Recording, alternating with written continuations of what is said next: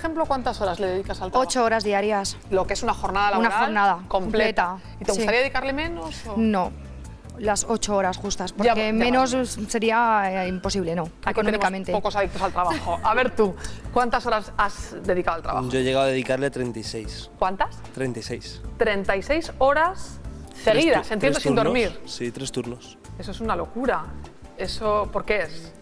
Porque si no hay dinero, no hay familia, no hay trabajo ni nada. ¿En qué punto queda entonces la familia?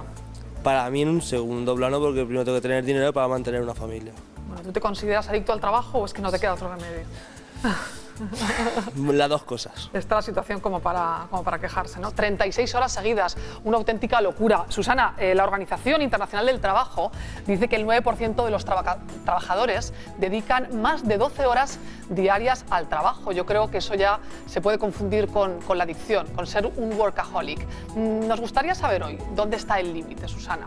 ¿Dónde lo podemos establecer? Vamos a salir de dudas inmediatamente y además lo vamos a hacer con una persona que se define como tal. Él es Óscar Rodríguez. Buenos días, Óscar. Buenos días. Gracias por estar aquí, porque sé que para ti no es fácil. Tú eres un ejecutivo de éxito y bueno, pues no es plato de gusto venir a televisión a contar una adicción que es muy seria.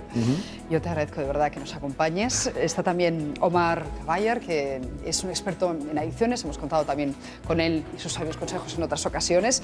Explícanos cómo se puede convertir el trabajo en una adicción, porque posiblemente algunos escuchándote ahora dirán, pues sí es mi caso.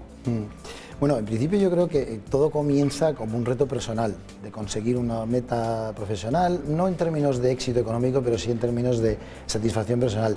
Y al final lo que estás haciendo es un hueco interior que tienes que llenar cada vez con más y más trabajo, más éxito, más tal, y eso te lleva a generar una adicción, evidentemente, ¿no? Es decir, quieres cada vez superar una meta y por más meta que te pongas, siempre será pequeña, ¿no? Siempre se quedará escasa. O sea, que no es tanto el que trabajes muchas horas seguidas, ¿no? El que no encuentres tiempo para irte a casa, sino los propios retos que tú te vas poniendo delante, sí, ¿no? Es un poco, no solamente cantidad, sino cómo dedicas o cómo organizas tu vida. Es decir, la prioridad es el trabajo y todo lo que tenga que ver con el trabajo tiene prioridad en tu vida, ante familia, relaciones personales, etcétera, ¿no? Entonces, quieras que no, estás absolutamente centrado en tu trabajo te lo llevas a casa, trabajas a veces 16 horas, los fines de semana menos, pero sí es verdad que lo que estás haciendo es pensar solo en el trabajo. Tu vida se anula por completo. Y eso, Óscar, tiene un coste personal, es decir, que a ti te debe haber costado, a mí me ha costado una pareja. Me ha costado una pareja y la verdad es que gracias a Dios y gracias al Centro 12 Pasos empiezo a organizar mi vida de una manera diferente. Me pongo yo en primera persona y luego, por supuesto, mi familia y finalmente el trabajo. El trabajo tiene que ser un medio y no un fin, ¿no? ¿Tú tenías hijos cuando Tengo 2 hijos de mi primer matrimonio y una hija de mi segundo matrimonio. Y al final, claro, te pierdes muchísimas cosas. Yo ahora estoy viendo muchas cosas con mi hija que no he visto con mis hijos mayores. ¿Pero tú tenías sensación de que te estabas perdiendo algo? Sí, en ese momento... me daba sensación de culpa, pero no puedes dejar de trabajar porque te has involucrado en unos retos, en unos proyectos que tienes que llenarlo, y los fines de semana estás o en la oficina o enganchado al teléfono, todo es prioritario menos tu familia, ¿no? Porque tienes todo por el objetivo. ¿Y cómo se consigue trabajar 16 horas diarias, 18 y aguantar? En mi caso, pues me ponía enfermo de cafés, es decir, llegaba a tomarme 14, 16 cafés diarios con taquicardias, que al final acaba siendo disfuncional, porque evidentemente no estás centrado, estás más nervioso, te genera un estrés, llegas a casa y las pocas horas que vas a dormir no las duermes bien, si es que consigues dormirlas, y al final acabas con un agotamiento psíquico y físico importante, ¿no? ¿Y en qué momento dices, hasta aquí hemos llegado, no puedo más? Pues gracias a la ayuda de nuevo de Omar, pues vas viendo las cosas, vas dándote cuenta que no llegas a ningún sitio, que de alguna manera te estás dirigiendo hacia un precipicio porque no tienes fin. No tienes fin. Yo me acuerdo que parte de mi inspiración en esta adicción al trabajo era el libro de La firma de John Grisham, donde el hombre iba a trabajar a las 5 de la mañana y estaba facturando horas como un abogado, etc. Y a mí eso me marcó mucho, ¿no? Como, oye, uno puede hacerlo mejor, me puedo demostrar tal. Llega un momento en el que dices, oye, por más que meto horas, no estoy consiguiendo. Al revés, vas hacia a ser disfuncional, ¿no? Eres un eterno insatisfecho, ¿no? Claro, porque ese es el problema de la adicción. Tú no te acabas de satisfacer. Es decir, hay un vacío ahí que no tiene nada que ver con trabajar 5 horas más o conseguir un pedido. Oye, ¿y qué pasaba en verano, en vacaciones? Que me llevaba a la oficina a cuestas. Y hoy día es más fácil, bueno, de hecho, claro, el compañero de los móviles. Con las redes. Sí, bueno, de hecho hay mucha gente que está, a lo mejor no lo sabe, pero adicta al email, ¿no? O sea, está con la BlackBerry. Yo al menos tengo un iPhone que consigo tener una parte lúdica, ¿no? Del uso de ese teléfono, que es la música. pero es verdad que me la llevaba, o sea, todos los días llamaba a la oficina, el ordenador portátil conectado, tenía conexión, por supuesto, a internet en mi lugar de vacaciones, porque no podía desconectar, o sea, era un cordón umbilical que yo no quería cortar. Y ¿no? cuando tu mujer te decía, oye, frena ya, Óscar, estás en casa, dedícate a los niños, no te ven, ¿tú qué le respondías?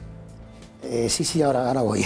Tengo que acabar este email. Te tengo que llamar, me río porque ahora lo estoy mirando y es que es cómica la situación, pero verdaderamente era triste. La prioridad, pones cualquier pretexto, para esto lo estoy haciendo por nosotros, por el futuro, por tal y por cual, pero estás absolutamente centrado en trabajar. Además, te expandes internacionalmente, vas haciendo mil historias para siempre tener un reto y una justificación de no puedo atender a este tema personal porque tengo un compromiso profesional. Tú siempre has sido una persona muy dinámica, muy líder, muy activa. Yo no sé si hay un perfil, Omar, para este tipo de adicciones, la del trabajo. Es decir, ¿encaja Óscar perfectamente en ese perfil o no necesariamente hay un perfil? No, Óscar encajaba perfectamente. De hecho, se habla de adicción al trabajo, pero es más casi una adicción al control, a tener ese control, ¿no?, permanentemente. Una persona que tiene una adicción al trabajo suele ser persona perfeccionista, que necesita hacerlo todo él, controlar todo, planificar todo, calcular todo. Y muchas personas que son adictas al trabajo, cuando luego ves con ellos un poco su trayectoria, te das cuenta que también había competitividad en el colegio, en los estudios, en la familia. Que siempre ¿Era así, Óscar? ¿También en el colegio? Totalmente. ¿Quería ser el número uno, el que sacara mejores notas? Quería ser líder y quizás por ahí había algo del número uno, porque el número uno ya es oficialmente el líder, ¿no? Entonces, bueno, o consigues el liderazgo natural o porque lo ponen en las notas. Hombre, en las notas era más bien bueno, ¿no? Pero evidentemente sí había una persecución de perfeccionismo, de querer ser el número uno, etcétera. Sin duda. Bueno, pues, alimentado desde casa, perdona.